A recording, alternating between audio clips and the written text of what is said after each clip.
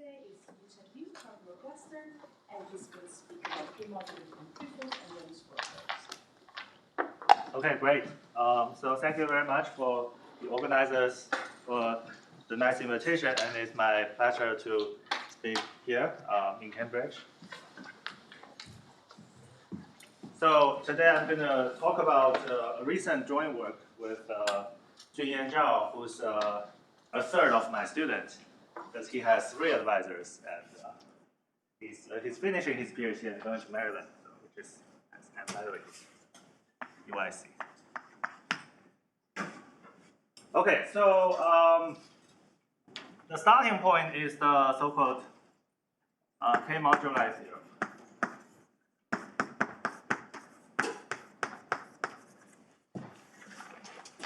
Which we have heard a bit in previous talks.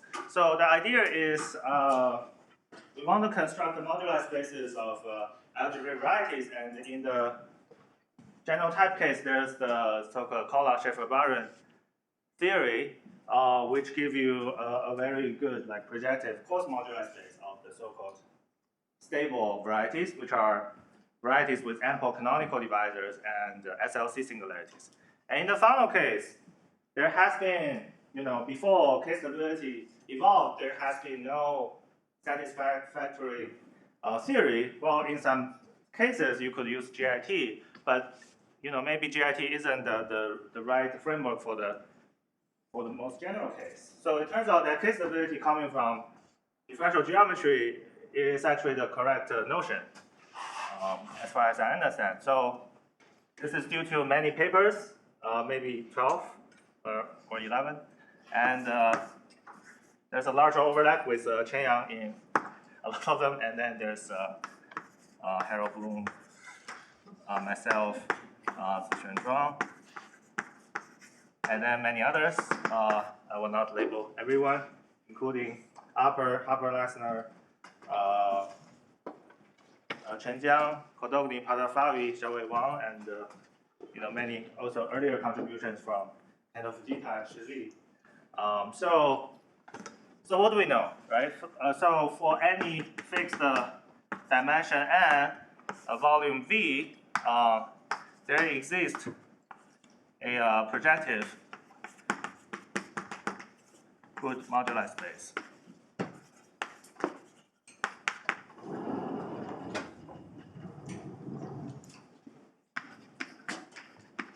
Which we call MVK, parameterizing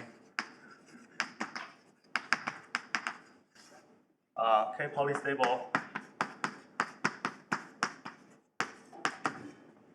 Fano varieties,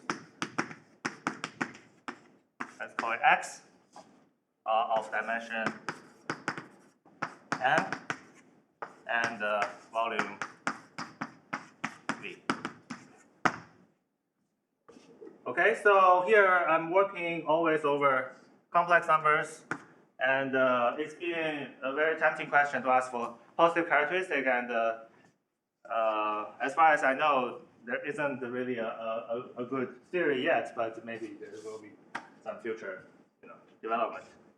So, okay, so we have this theorem which build up a nice unifying theory for Fano varieties. But we want to understand some explicit cases, right? Just like modular curves has been defined for a long time, but still there are many ongoing current work or even future works about modular curves. There are still many things we do not quite understand for MG or MG bar, right? And they are very interesting. So then we want to ask the question, can we describe components of MVK explicitly? So this is a vague question, but if you want to make it precise, it more or less means that suppose I have a family of Fano varieties. You can start from a family of smooth Fano manifolds, where in low dimensions, there's a relatively complete classification of those. And then you can ask whether a general member is k-stable. If they are, what's the compactification? Okay, so this is usually a question that's easy to motivate. But then there's a more interesting, or maybe I should say, from other perspective, you could ask, and if we can, how can we compare to other moduli spaces?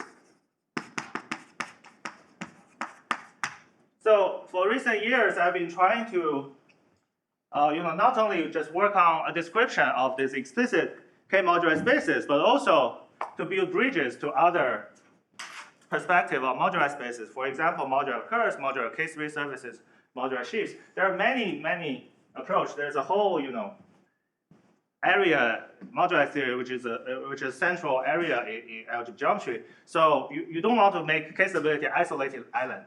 You want to connect it to the whole continent of moduli. Okay, so that's basically my general goal. And for today, I want to just discuss one example, which is the so-called blow up of a P3 along a genus 4 curve. So the main examples today will be the so-called, okay, so I'm going to use the Mori-Mukai notation, Fano threefold number 215. Okay, so what is the Fano threefold number 215? So they are blow-ups of P3 along a genus 4 curve. So if you have taken some first course on algebraic curves, you know that for smooth algebraic curve, you have the so-called canonical linear system, which come from sections of canonical bundles, just homomorphic one forms. And then that give you, let's say, C is a genus G curve, smooth. And that give you a map from C to Pg minus 1, right? Which is given by the sections of omega C, which is the canonical bundle. And then we call a curve canonical if this is an embedding.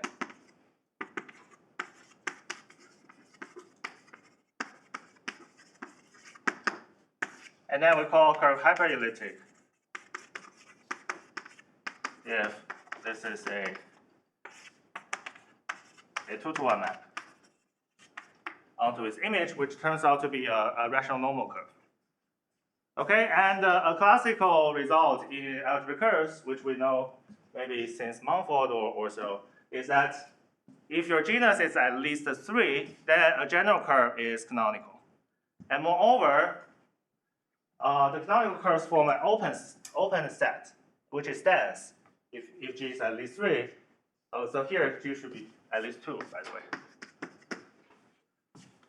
And then if you look at the complement of the canonical curves, you always see hyperelliptic curves. So in other words, for every genus at least 2 curve, the canonical linear system is always base point free. Then it gives you either an embedding or a double cover to a rational curve. Okay, so our main player is the blow up. So let me just write it this way. So it's a blow up of a curve C, which is a genus 4. So as you can see, genus 4 curve embeds into P3. So global sections of holomorphic one forms are 4-dimensional. Okay, and since I wrote this blow up arrow not vertically, not horizontally, you're expecting something, right? And this is called a Sarkisov link. So it turns out that that there's this nice birational relations where on the one side I have P3, on the other side I have a cubic threefold. Of course, we know from Clemens-Griffiths, a smooth cubic threefold is irrational, right? So you shouldn't expect that there's a birational map. But it turns out that, which is a very easy, classical geometric exercise, whenever your cubic hypersurface has a singularity, such that it's not a cone, then you project from singularity, you have a rational parametrization. So this is exactly what happens. Let's take a cubic threefold with a double point P, and then you blow it up, and then you project, and then you contract something. Okay, so turns out that from P3 you can blow up a curve of genus 4. From a singular cubic threefold you can blow up the singularity, and then you get the same thing. Okay, and this picture is not only works for 3 dimensions, it works for any dimension, but you need to replace the C by a complete intersection. Okay, so here comes the next geometric property of the curve. So we know that a canonical smooth genus 4 curve is a 2, 3 complete intersection.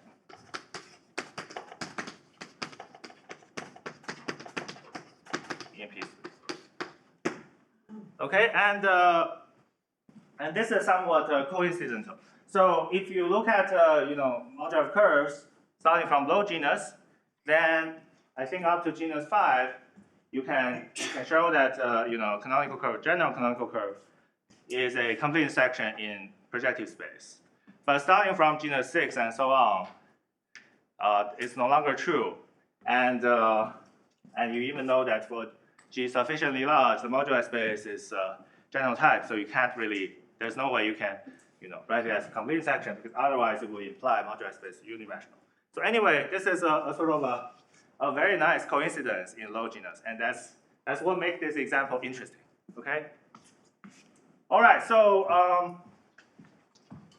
so this is the main player, and what's the main strategy? So the main strategy today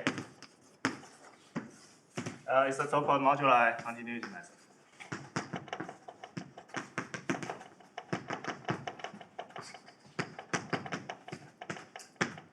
So the modular continuity method was maybe first appeared implicitly in Tian's work on K-line metrics on Del Pezzo surfaces. And then later it's been explored to study K-moduli. Even before the theorem has been established, people try to work out K-moduli for some explicit examples like Del Pezzo surfaces and some other smoothable cases where you can use differential geometry to help you prove the theorem in some special case. So I'm gonna maybe tell you a bit of the known cases before I tell you what is modular continuity method. So using modular continuity method, we're able to describe K-moduli of Del Pezzo surfaces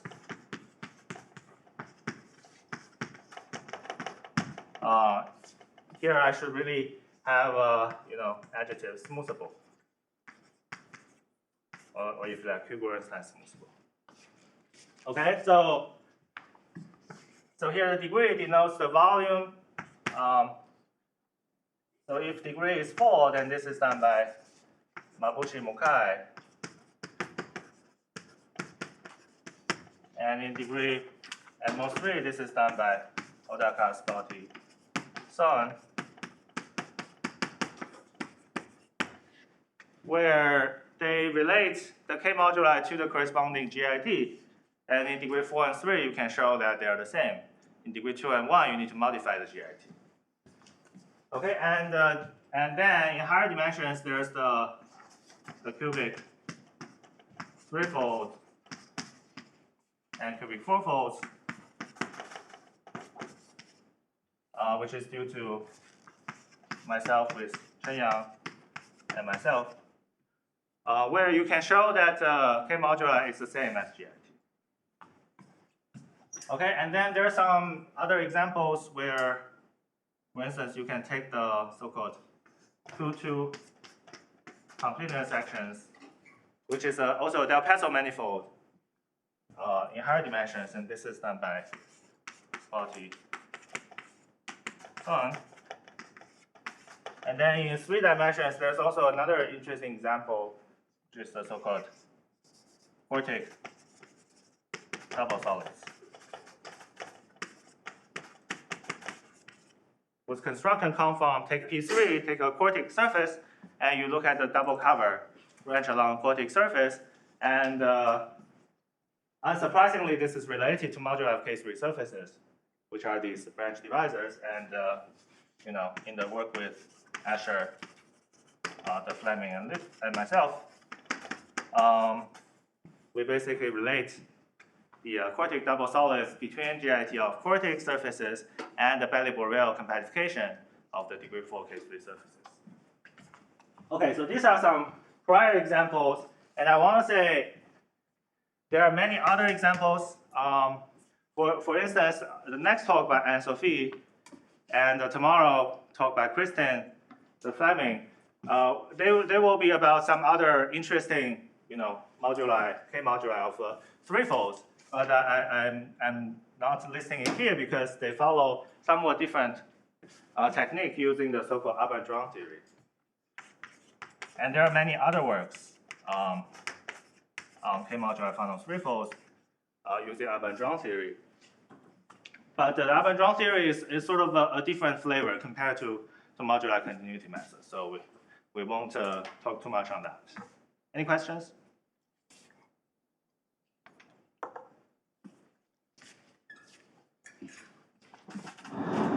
Okay, good. So then let me tell you a bit about the continuity method. What does it do?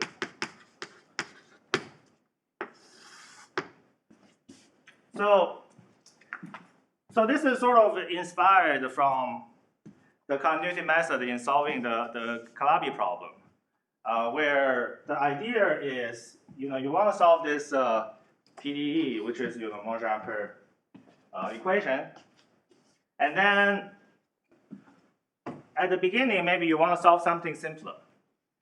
Maybe you want to build not exactly a Ricci constant kilometric, but rather some prescribed Ricci curvature metric, which you can solve. For instance, we know that in the genotype and Calabi-Yau case, we do have the Yau theorem or Alban-Yau theorem, right? So you can sort of start from there and then play some kind of game of changing parameter continuously and try to see if you can deform your solution. So basically, it's like starting somewhere and then you travel along a path, and you see whether you can get to where you want to go. If you cannot, there will be some obstruction. Okay, so the moduli continuity method sort of have a similar flavor. So first of all, you need to know somewhere to begin with, and this is called step 0. And this part is done by people before us, and we just want to maybe say. And by the way, I will just label. I will just say this components, I call it MK, okay? So for today's main example, you take MK to be the compactification of the locus parameterizing those 215 Fano threefolds. But before we talk about MK, we want to make sure it's not empty, okay? Otherwise, this whole talk doesn't make sense. So you want to show that MK has at least one die, okay? And this usually comes from choosing your favorite Fano varieties, the best as you can get. And usually, by the best, I mean that you want to create something that has large symmetry. Okay, so usually find some X with large symmetry. By the way, can you see here? Maybe I should leave. Okay, this is good. Okay, good. So once you have a Fano variety with a large group action, then we have the very strong equivariant testability result due to the Zhuan. Basically, you just need to test equivariant K-stability.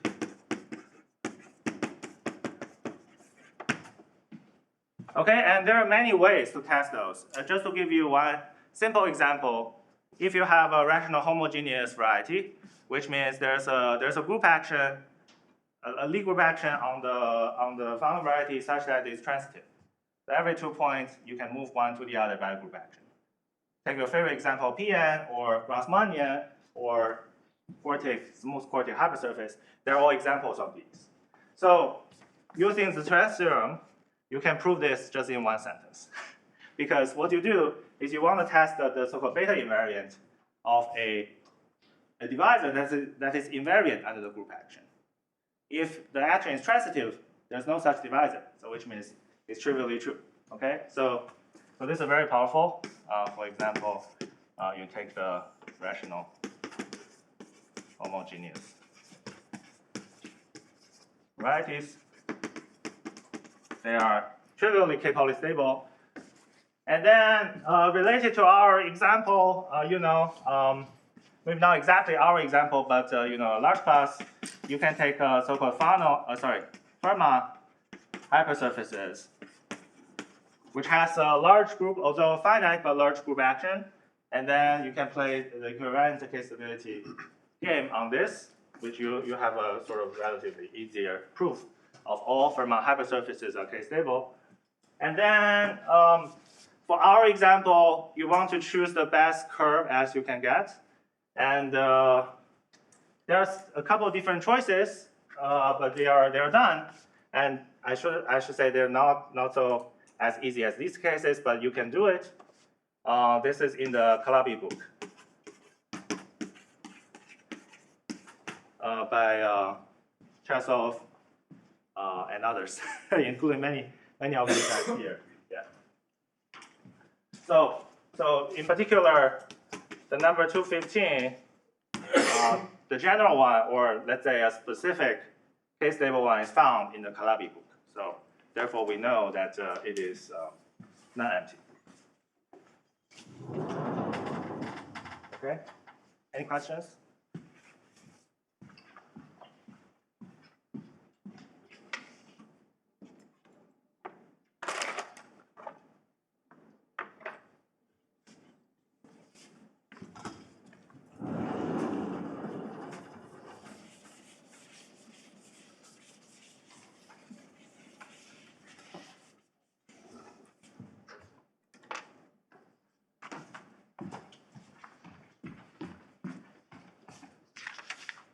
All right, so actually from step 0, although we only find one guy that's K-stable, but now we have the openness, right? So by the openness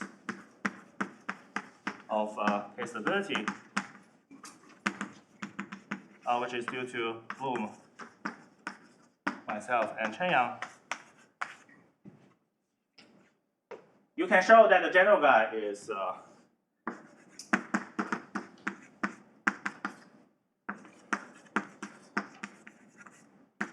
general member of the family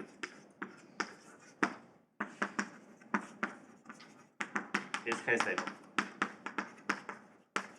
So in particular, if you apply those examples, like a general Fano hypersurface is K-stable because you have one guy, the Fermat hypersurface is K-stable. And then for 215, there's one very symmetric curve. You blow it up, you get a K-stable Fano.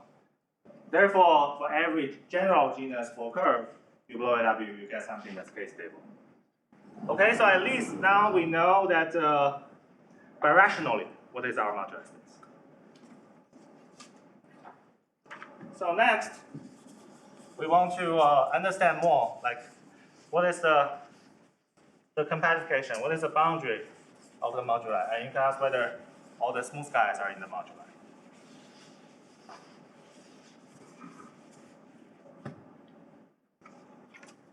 Okay, so then the next step, which we call step 1, is a so-called a priori estimate. So here I borrow the notation from complex PDE, where to do PDE you need certain a priori estimate, and you play the game of linearizing your operator and then try to show openness, closeness, whatsoever. So this is more related to the closeness in the continuity method. And here we are in the algebra category, so we can't really talk about in that sense, but we have a so-called a priori estimate of singularities for objects in MK. So roughly speaking, what we're doing here is closely related to the talk by Hamid yesterday. So in yesterday's talk, Hamid introduced this idea that we need a parameter space, which potentially give you all the possible limits you want. And then you have the so-called CM line model, which give you the stability condition. So GIT is sort of the other way around. You have a parameter space. First, for example, you look at hypersurfaces, they're parameterized by some high-dimensional projective space. And you have group action, so then you can do GIT. But the difficulty for K-stability is a priori we don't know what are the objects that could appear. Okay? So therefore, this a priori estimate is sort of giving you a restriction of what kind of Fano that may appear in the modular. And if you have a good understanding of this, this parameter space, then it's possible to play the game similar to like a GIT or variation of GIT. Okay, so what we're going to use is the so-called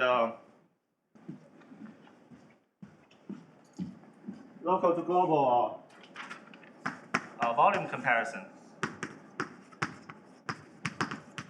And this is due to my thesis, which is inspired by Kento Fujita's work.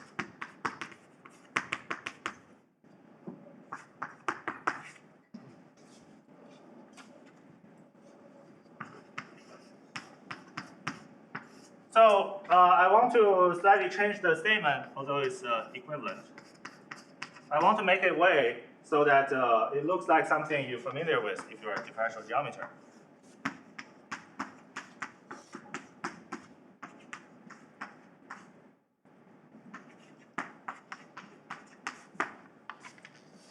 Okay, so what is this inequality talking about? Here I'm assuming my X is a K semi-stable,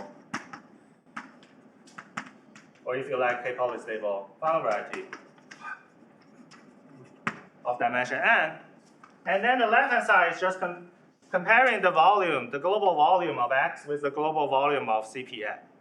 So in differential geometry, there's the so-called Bishop-Gromov comparison theorem, which says if you have a Riemannian manifold with a positive lower Ricci bound, let's say Ricci curvature larger than or equal to the Ricci curvature of the standard sphere, then the Bishop-Gromov says the global volume of your Riemannian manifold is going to be bounded from above by the global volume of your standard sphere.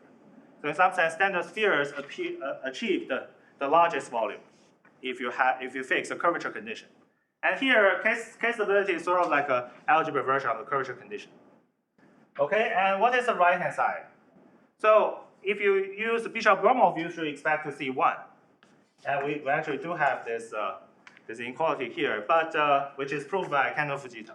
So what I did in my thesis is perhaps your X has some singularity, right? And this is unavoidable if you want to modify your moduli space. And exactly the challenge is to try to describe the singular objects. So therefore, I pick a singularity on my Fano variety, and I define the so-called normalized volume, which play the role of like a volume density in differential geometry. And this is defined, I want to leave it here maybe. So let me use the other one.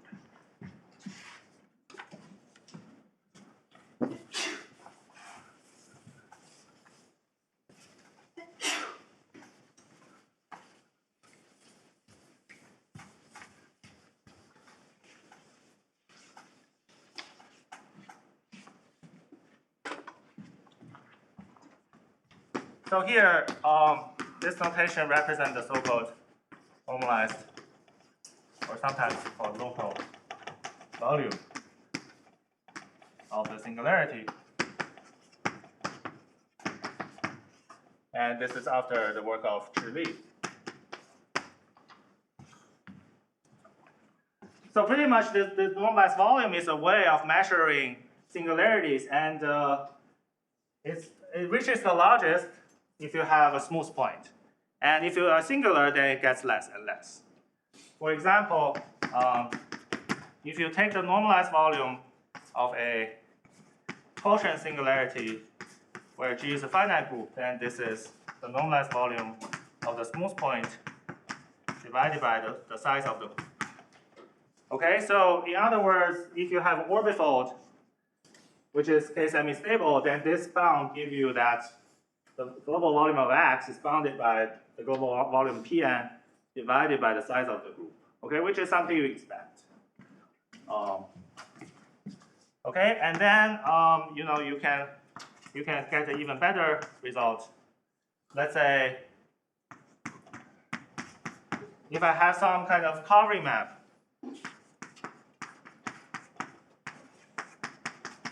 suppose this is maybe a finite quotient,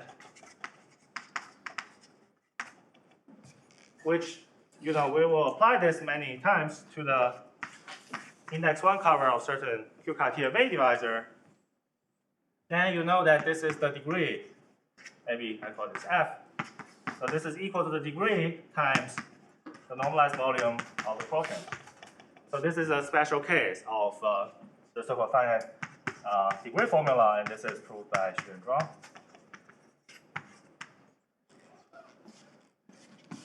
Okay, and then certainly we want to have a upper bound to control the singularities, to control these volumes, because in moduli problems we actually know the left-hand side.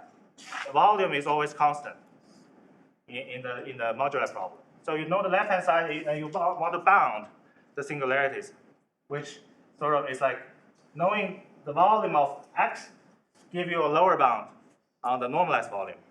So if we know an upper bound of the normalized volume, then we can control the degree of this covering, right? And that's the so-called, so-called ODP gap conjecture, which says that whenever your point is singular, which is not smooth, then this is bounded from above by the normalized volume of the ordinary double point, which you can write it as 0 inside x1 squared plus blah blah blah plus xn plus 1 squared equals 0 inside an plus 1. So it's a cone over a smooth quadratic hypersurface. And this is proven in dimension at most 3 by my work with Chen Yang, and still open in dimension at this point. So the right-hand side of a normalized volume of a ordinary double point can be computed explicitly, which if you want to know, the smooth point has volume n to the n. This guy has volume 2 times n minus 1 to the n. So it's something smaller. And using this bound together with taking covers, usually we take some kind of index 1 cover, we're able to show certain divisors on my limit, K semi-stable limit, will satisfy some index condition.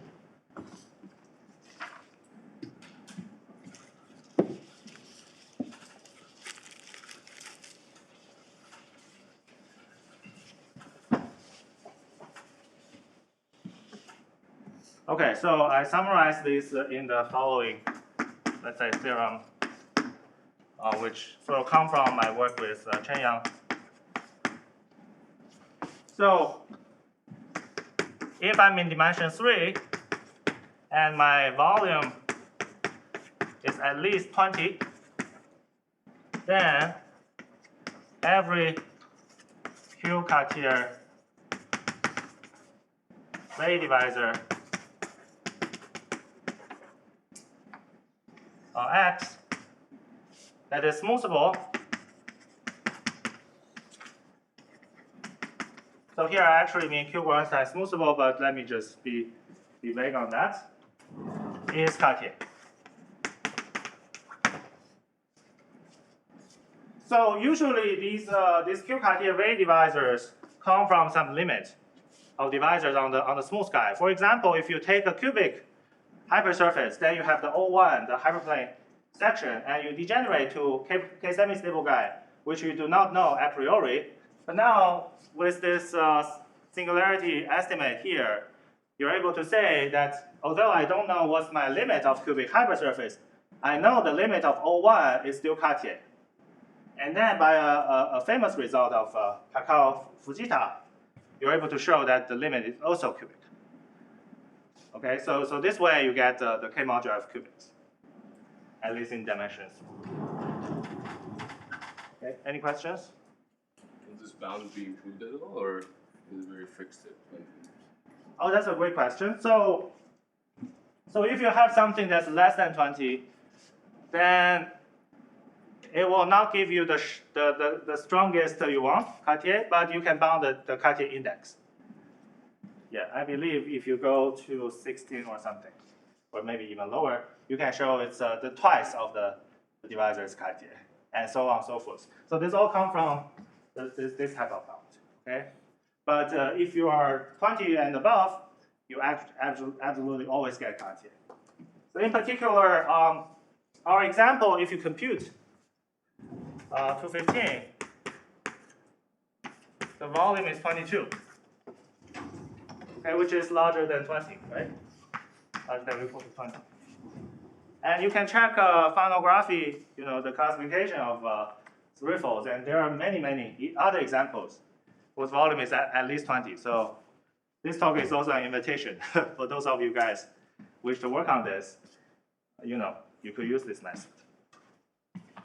Okay, so I haven't stated my main theorem. Maybe now I should state my main theorem and tell you the rest. Yes.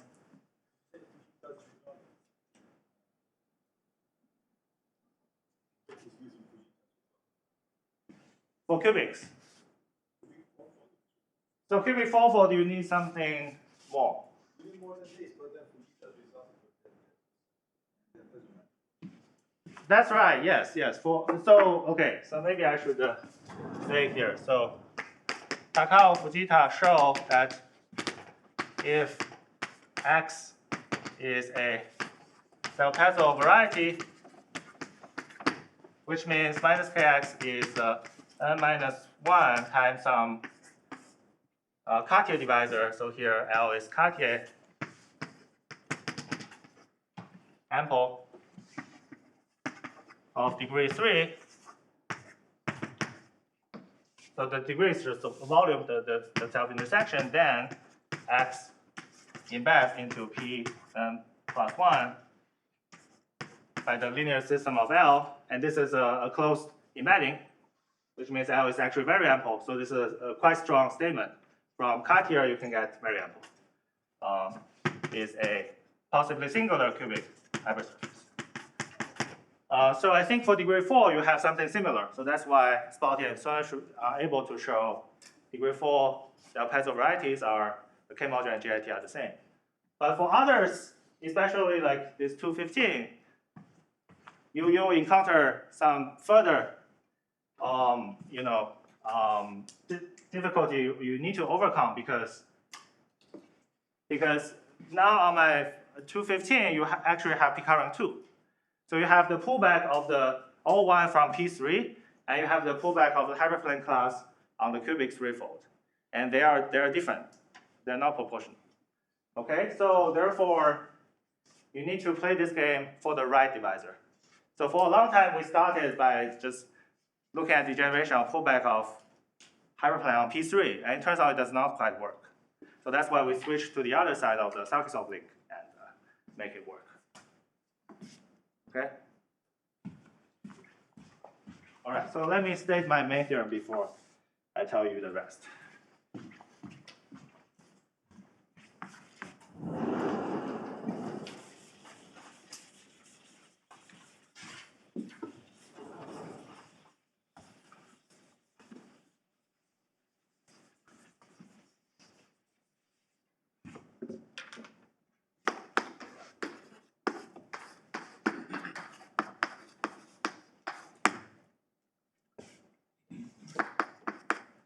So what we do is we show that in the case of Fano threefold number 215, the K-moduli is actually isomorphic to a specific GIT of some certain slope, where T0 is 22/51. So if I have time, I'm going to explain what this means. But if you want to understand what's really going on, is there's a wall crossing diagram. Okay, although this is more like a VGIT, wall crossing diagram, where on the one side I have the K-moduli, on the other side I have the GIT for 3 curves on P1 cross P1. So if you look at a general curve of genus 4 embedded in P3, it's a 2-3 complete section, and this 2, which is quadratic, is smooth. So smooth quadratic P1 cross P1, your curve become a 3 bi-degree divisor. So you have a GIT here, and then what you do is you need to blow it up first. So you have this M, let me call it M1, and then you have a flip where there's an M2 connecting those. Okay? So this M1, are you blowing up like a triple conic or something? Yes, so here you blow up the triple conic, and here you flip the double conic plus another conic.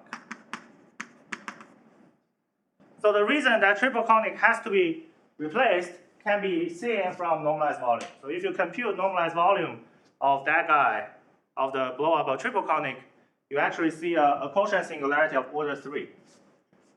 Okay, so if you look at this bound together with my volume inequality, then if this guy appears, that will imply 3 times 22 is smaller than or equal to 64, which is wrong, right? So therefore, it has to be replaced, and you blow it up.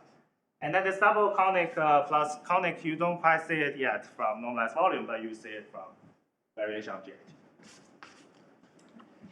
Okay, so in some sense, we have a very explicit description of what can appear in this K-moduli, but really, the key point, we can prove such a theorem. Oh, by the way, before I go on, let me remark that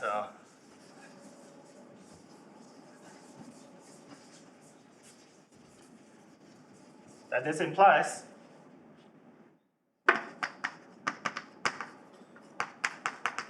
that every smooth Fano threefold in number 215 is K-stable. And there's an earlier proof, or let's say other proof,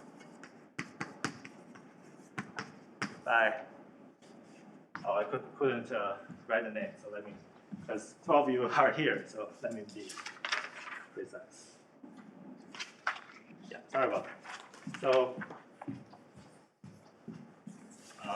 is one of them work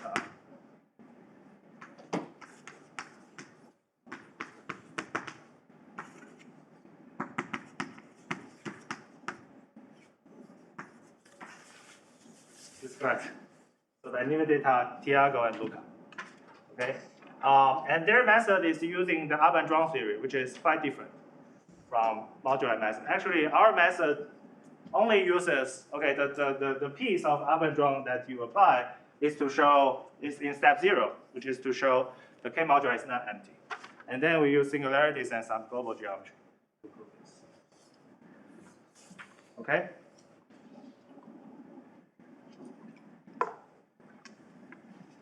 Okay, so to prove such a result, the most difficult part is to show the following.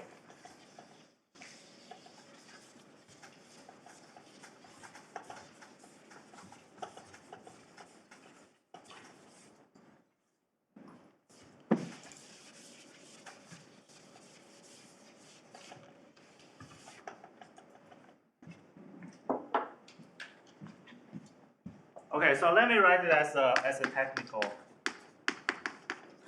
theorem we need to prove. Which actually the statement is not quite technical, but the proof is quite technical. So depends on how you judge. So let X be a K-semi-stable limit of Fano number 215. So a priori, I don't know too much about X other than its volume 22. It has KLT singularities, and it's K-semi-stable, and it's smoothable to 215. But this theorem gives you a very strong characterization. Then we show that X also admits a Sarkisov link structure.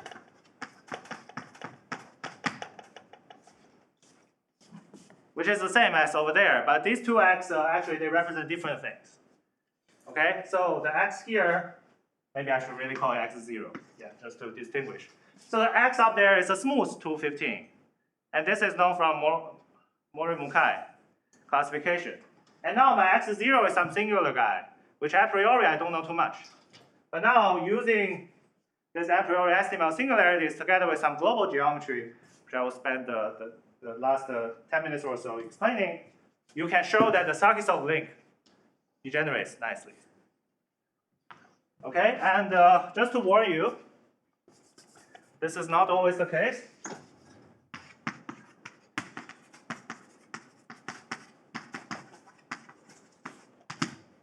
So the simplest example is if you look at P1 cross P1, it can degenerate to P112, and you lose both of the P1 or conic bundle structure. Although P112 is not really K-stable, you can make it K-stable by adding a divisor. So in that sense, this already violates.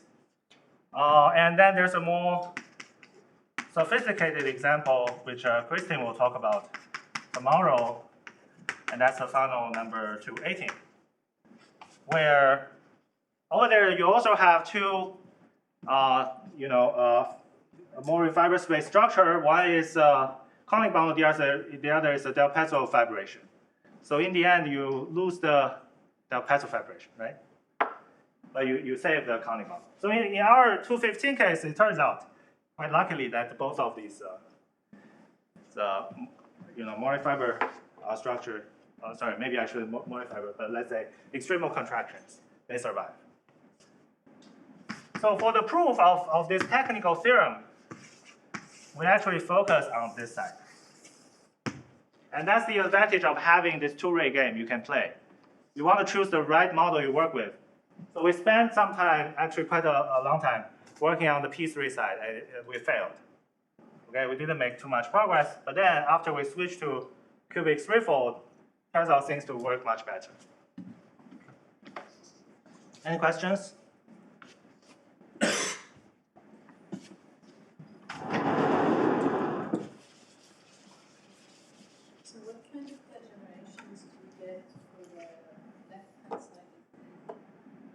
Oh, you mean the curve? Yeah. So you can show, well, from this main theorem, you can show the curve is there are actually two strata. So you have the curve could be contained in P1 cross P1, where it's neither triple conic nor double conic plus a conic. And second is you have C contained in P112,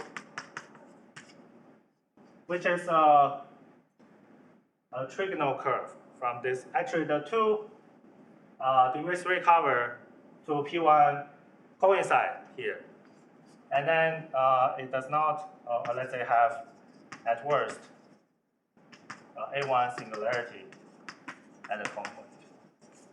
And there are some other small conditions you need to have a modular space. So the second one comes from the exceptional divisor of law? Yes, but so if you look at M1, then curves in P112 they do not pass through the singular point.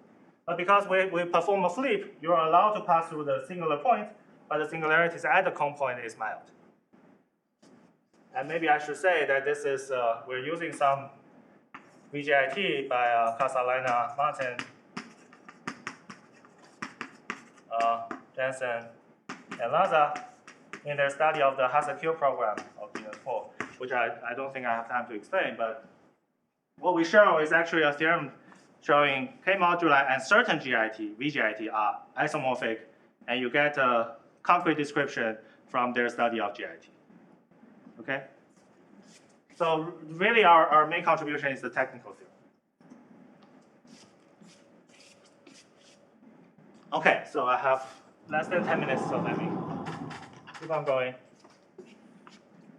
So we want to use this theorem, right? And then the theorem says if I have a Q Cartier V divisor on my K semi-stable degeneration, then it is Cartier. So then what is the divisor you are using?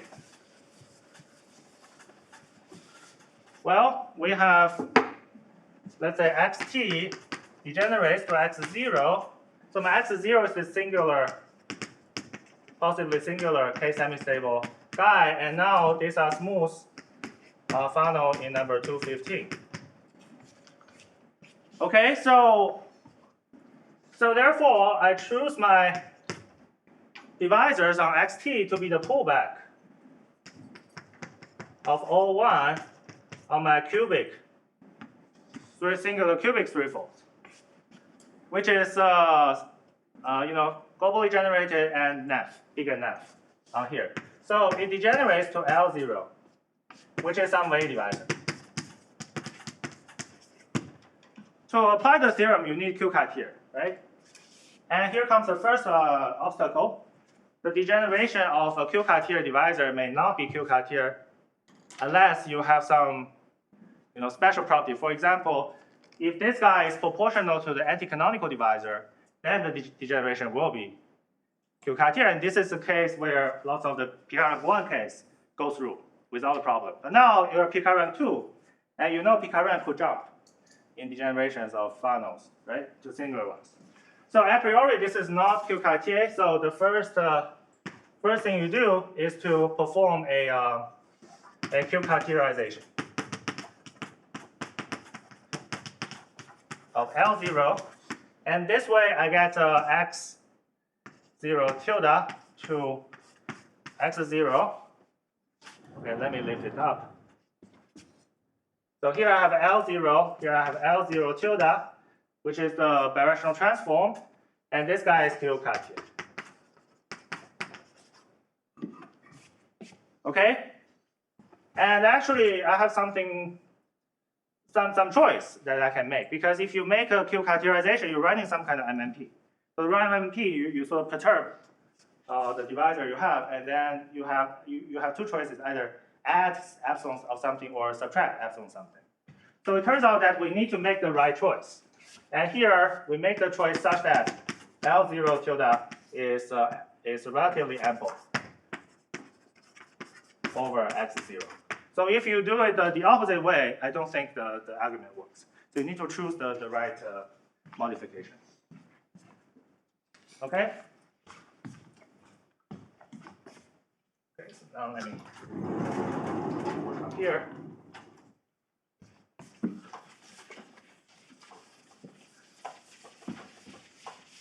So now, at least after a modification, I have this Q Cartier guy on this some partial resolution x0, and this x0 because I'm doing Q Cartierization, this is a crampant birational morphism. So my x0 is my x0 tilde is K semi-stable weak Fano.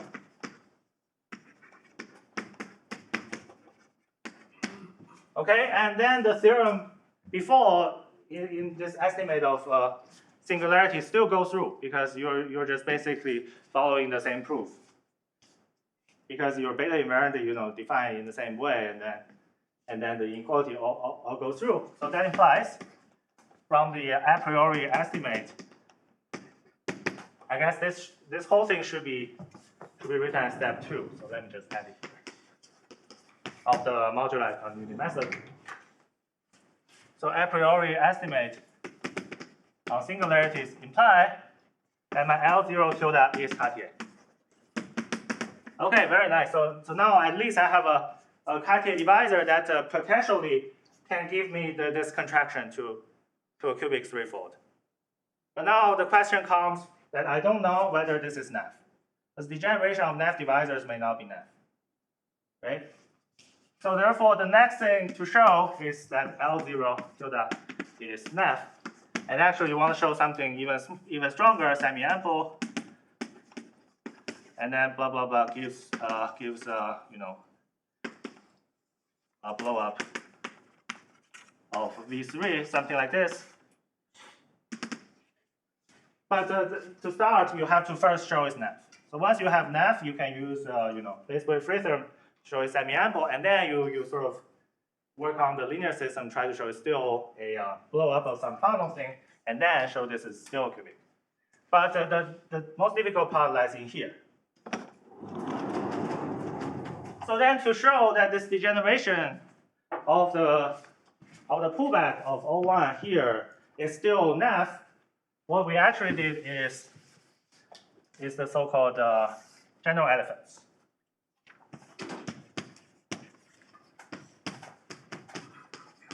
After Miles Reed and Prof.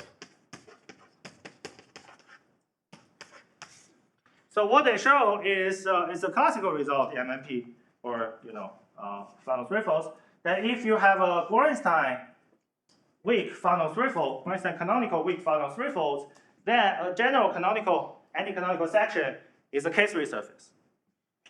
So if I choose my S inside minus K x0 tilde, a general member in the linear system, then I know that my S is a K3 surface with ADE singularities.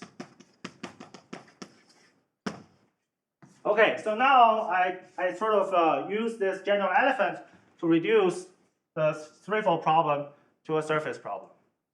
Okay, and I have a fairly good understanding of what does this K3 surface come from, because generally, if you look at the smooth guy, the K3 surface is exactly the pullback of a quadric section through the singularity of the cubic threefold. So it's a blow up of maybe I write it here.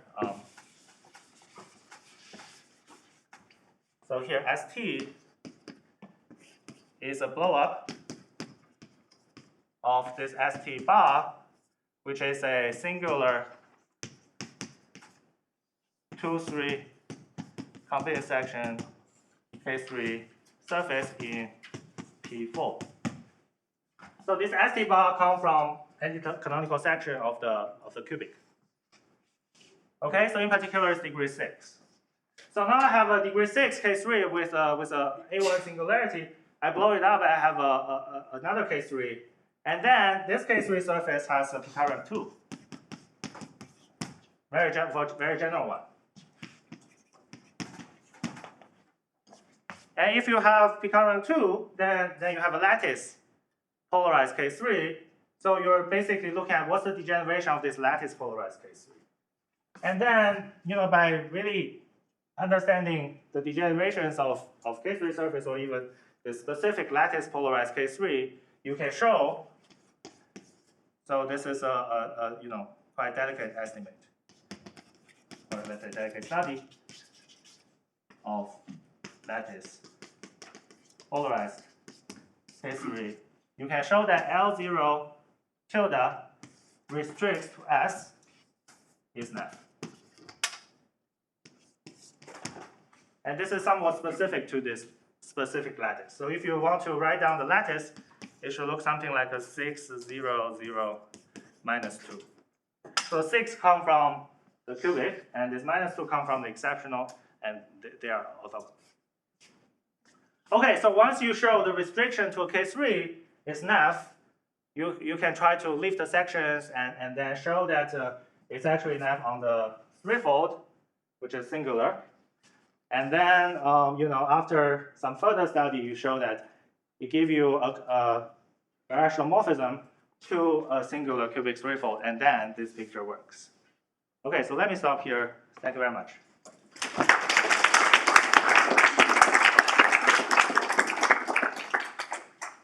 Are there any questions?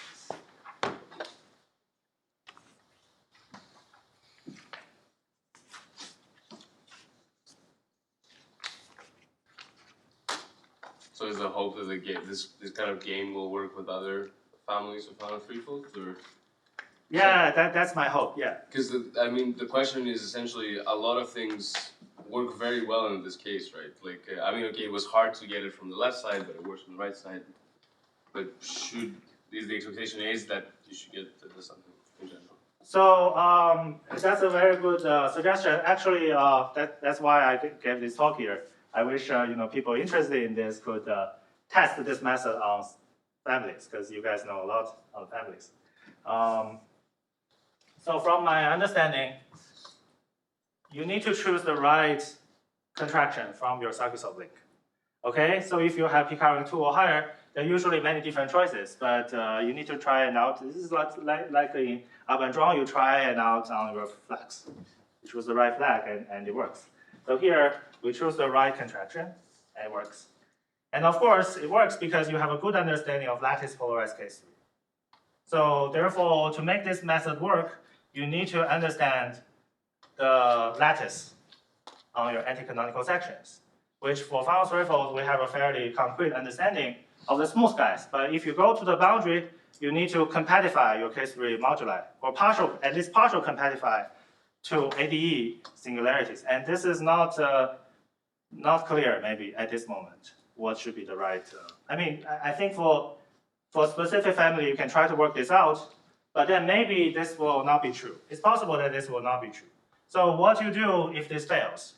Then on K3, if your degeneration of a NF divisor stop being NF, you're actually performing some flops.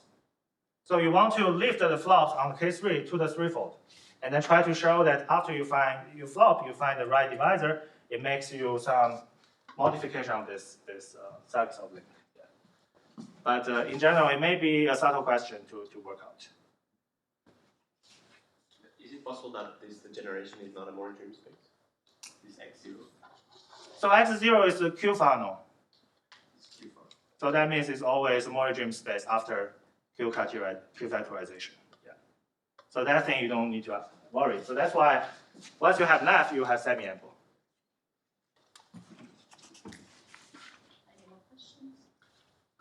Do you think it's possible to apply the same method to once you constructed the moduli space K-moduli solid for instance? Do you think it can apply? K-moduli solitons. Yeah. That's a great question. I don't know if there is interesting example in Fano threefold in which it's I know. Well, there's Miao's work. Yeah. Miao and Wang, they have some examples. So, okay, the downside is the normalized volume estimate fails for K-moduli soliton. But maybe the upside is if you do some kind of Abendron type adjunction, you could cut out the center so that the center is actually K-stable, not just as a soliton, but honestly K-stable.